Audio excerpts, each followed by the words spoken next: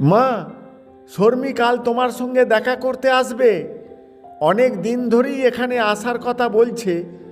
কাল বাবারও ছুটি আছে, ভালোই হবে। নিয়ে আয়, তোর মুখে ওর এত কথা শুনেছি, দেখার খুব ইচ্ছে। কিন্তু মা, একটা কথা আগে থেকেই জানিয়ে রাখছি, ওর রংটা একটু ময়লা। তার মানে? রং ময়লা তো কি হয়েছে? আজকাল মেয়েদের লেখাপড়া আর কেরিয়ারই সব। ওসব রং নিয়ে যারা বাজবিচার করে তাদের শিক্ষার অভাব আছে।